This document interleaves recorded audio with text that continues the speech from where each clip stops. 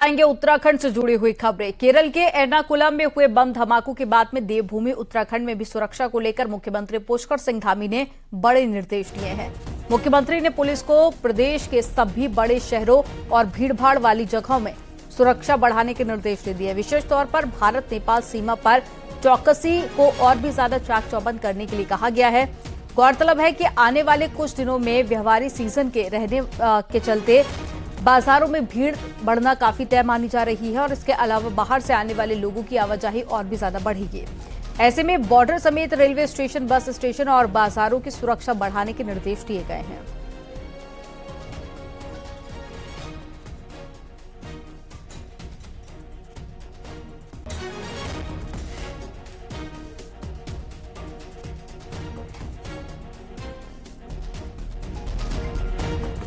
और ज्यादा जानकारी के साथ में शैलेंद्र नेगी जुड़ गए हैं।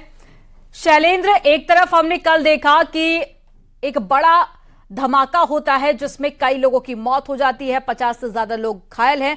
उसके बाद में कई राज्यों में सुरक्षा बढ़ा दी गई, जिसमें उत्तराखंड भी एक राज्य है। ऐसे में क्या सुरक्षा के खास इंतजाम आप देख रहे हैं?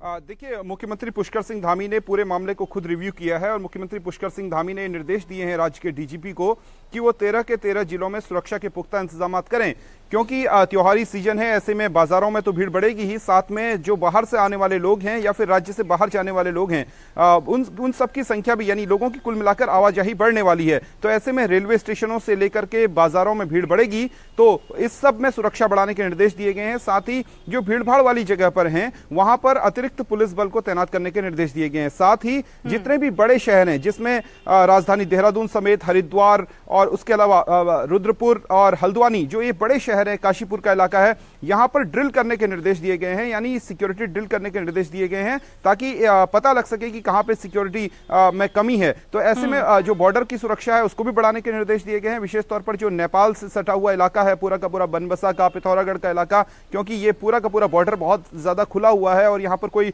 पर्टिकुलर बाउंड्री नहीं है बॉर्डर की। तो ऐसे में जो खुला हुआ ये पूरा का पूरा बॉर्डर है, वहां पर भी सुरक्षा बढ़ाने के निर्देश दिए गए हैं और जो लोग आ जा रहे हैं उनकी चेकिंग के निर्देश दिए गए हैं, क्योंकि जिस तरीके का आतंकी हमला केरल के एर्नाकुलम में देखने को मिला है, ठीक उस तरह के जो अलर्ट हैं वो लगातार मिल रहे हैं। और यही वजह है कि मुख्यमंत्री पुष्कर सिंह धामी ने डीजीपी को निर्देश दिए हैं कि वो राज्य में त्योहारी सीजन से पहले सुरक्षा को पूरी तरीके से पुख्ता कर लें और आज संभवतः जितने भी बड़े शहर हैं उत्तराखंड के, वहां पर सिक्योरिटी ड्रिल किया जाएगा। विशेष तौर पर हरिद्वार की सुरक्षा पर विशेष ध्यान दिया जाएगा, क्योंकि यहां पर बड़ी संख्या में लोग आते हैं धार्मिक क्रियाकलापों को करने के लिए, तो वहां पर भी सुरक्षा के पुख्ता इंतजाम किए गए हैं। विशेष तौर पर शैलेंद्र, क्योंकि बड़ी संख्या में हर दिन उत्तराखंड लोग पहुंचते हैं और ऐसे में सुरक्षा व्यवस्था कायम रखना ये एक बड़ी चुनौती भी हो सकता है, लेकिन इंतजाम सभी पुख्ता कर लिए गए हैं। जानकारी साझा करने के लिए बहुत शुक्रिया आपका।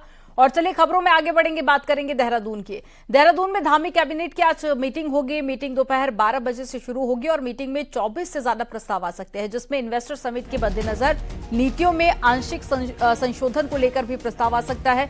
इसके साथ ही राज्य कर्मचारियों को बोनस देने पर भी प्रस्ताव ला सकती है सरकार। वहीं महाविद्यालयों में योगा टीचर्स की नियुक्ति पर भी प्रस्ताव आ सकता है। तो आज कैबिनेट की बैठक होगी, पुष्कर सिंह धामी की अध्यक्षता में यह बैठक होगी, जिसमें कई महत्वपूर्ण प्रस्तावों पर मोहर लग सकती है।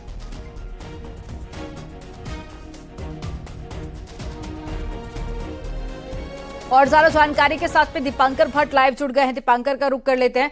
दीपांकर, आज कैबिनेट की बैठक होगी, सीएम की अध्यक्षता में बैठक होगी, लेकिन कई ऐसे प्रस्ताव माने जा रहे हैं जिन पर आज मोहर लग सकती है। वो कौन कौन से प्रस्ताव होंगे जिसको लेकर आज चर्चा संभव है? खास बात यह है कि मुख्यमंत्री लंदन, दुबई, अबू धाबी और फिर दूसरे बड़े शहरों का दौरा करके लौटे इन्वेस्टर समिट को लेके। तो इन्वेस्टर समिट को लेकर किन किन नीतियों में, पॉलिसीज में थोड़ी बहुत चेंजेस की जरूरत है, इसको लेकर आज कुछ प्रस्ताव आ सकते हैं, क्योंकि 8 और 9 दिसंबर को देहरादून में इन्वेस्टर समिट होनी है। तो अब कोशिश ये होगी कि इस एक महीने, क्योंकि दीपावली का भी रहेगी, इसके बाद हो सकता है कि केदारनाथ दौरे पर प्रधानमंत्री भी आए, तो इन सब के बीच इस पॉलिसी में क्या चेंज किया जा सकता है और कैसे इन्वेस्टर के लिए नीतियां बेहतर की जा सकती है, इसको लेकर आज कैबिनेट में कुछ प्रस्ताव आ सकते हैं। इसके साथ साथ दीपावली का मौका है, तो कर्मचारी जो लगभग 2.25 लाख कर्मचारी उत्तराखंड में, उनके हर साल दीपावली पर उम्मीद होती है कि सरकार की तरफ से उन्हें बोनस मिलेगा। तो क्या बोनस पर एग्री होगी कैबिनेट? और क्योंकि हमने पिछले सालों में देखा है कि बोनस एक भारी भरकम रकम होती है, तो ऐसे में फाइनल फैसला मुख्यमंत्री पर छोड़ा जाता है। तो आज की कैबिनेट में क्या दीपावली बोनस यहां पर सरकारी कर्मचारियों को मिलेगा, इस पर नजर रहेगी। साथ ही साथ चाहे आयुष विभाग में योगा टीचर्स की भर्ती का विषय हो या फिर दूसरे और विषय हो वित्त से जुड़े, फाइनेंस से जुड़े हुए, तो यहां पर नजर रहेगी। लेकिन खास बात यह है कि इन्वेस्टर समिट जो सबसे बड़ा आयोजन अगले 1 महीने के अंतर्गत यहां पर होने वाला है, उसमें कैसे पॉलिसीज को बेहतर बनाया जाए, यह सबसे अहम विषय रहेगा आज। बिल्कुल दीपांकर, और जिस तरह से योगा टीचर की लगातार मांग की जा रही थी, उस पर भी आज फैसला संभव है। जानकारी साझा करने के लिए बहुत शुक्रिया आपका। और देखिए, खबरों में आगे बढ़ेंगे। सरकार अब इन अधिकारियों की लिस्टिंग भी कर रही है जो कि काम कर रहे हैं। अफसरशाही की कार्यशैली पर विपक्ष के सवाल और बीजेपी विधायकों और संगठन की शिकायत के बाद में मुख्यमंत्री अब एक्शन मोड में नजर आ रहे हैं। एक रिपोर्ट आपको दिखाते हैं।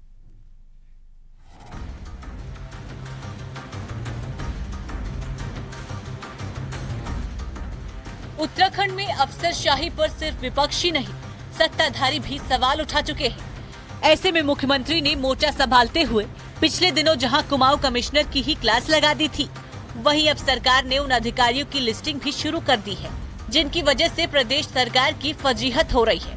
और इसकी शुरुआत इन्वेस्टर समिट के जरिए होगी।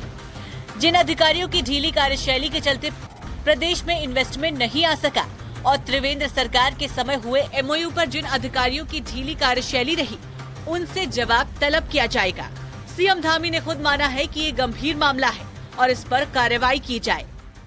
इन्वेस्टर समिट इसीलिए हो रही है कि जो भी कमियां हैं, जो भी निवेश नहीं आ पाया है, उस पर भी हम लोग पुनः निरीक्षण उसका करेंगे, पुनः अवलोकन करेंगे कि आखिर कहां पर हमारे स्तर पर कमी है। क्योंकि पहले से भी जब हम आज इन्वेस्टर समिट में जा रहे थे, तो उससे पहले भी जो हमको सुझाव मिले थे कि भाई आपके नियम थोड़ा और अच्छे होने चाहिए, कुछ नए नियम होने चाहिए, नई पॉलिसीज होनी चाहिए, उन सभी को हमने किया है। आपने ये भी अच्छा सुझाव दिया है। मीनाक्षी जी यहाँ पर बैठे नोडल अधिकारी, तत्काल इस पर कार्रवाई करेंगे।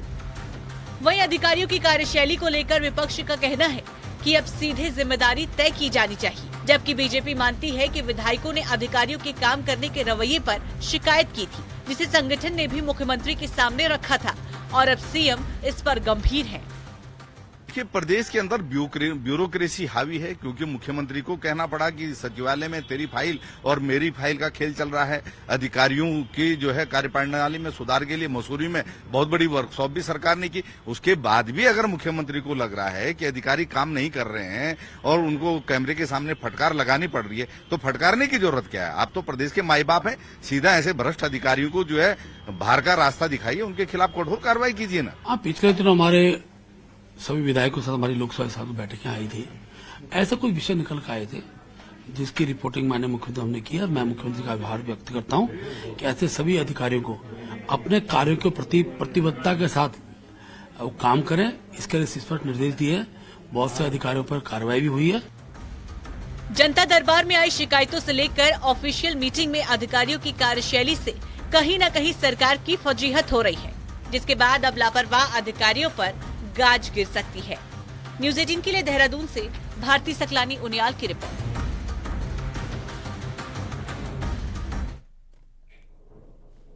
उत्तराखंड बीजेपी ने सांसदों की जिम्मेदारी भी तय कर दी है और उन्हें हारी हुई विधानसभा सीटों पर सांसद प्रवास करने को भी कहा गया है।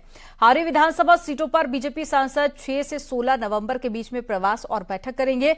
रमेश पोखरियाल निशंक 6, 7 और 8 नवंबर को हरिद्वार में प्रवास करेंगे और हरिद्वार ग्रामीण, ज्वालापुर और खानपुर में जनता से संवाद करेंगे। तीरथ सिंह रावत का 7, 8 और 16 नवंबर को द्वाराहाट, बद्रीनाथ और अल्मोड़ा का प्रवास है। और वहीं कल्पना सैनी, अजय भट्ट, नरेश बंसल, अजय टमटा को भी जिम्मेदारी दी गई है।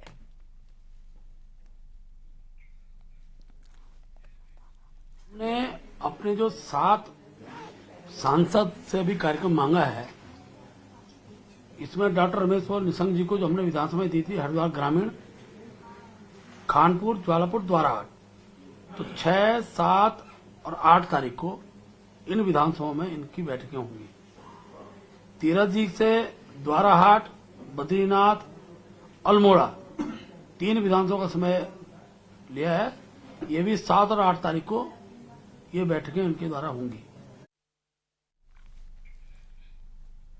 उद्यान घोटाले की सीबीआई जांच का मामला लगातार गर्माता जा रहा है। रानीखेत से बीजेपी विधायक प्रमोद नैनवाल के भाई पर आरोप लगे हैं कि उन्हें फ्री में 2402 सेब के पौधे दिए गए।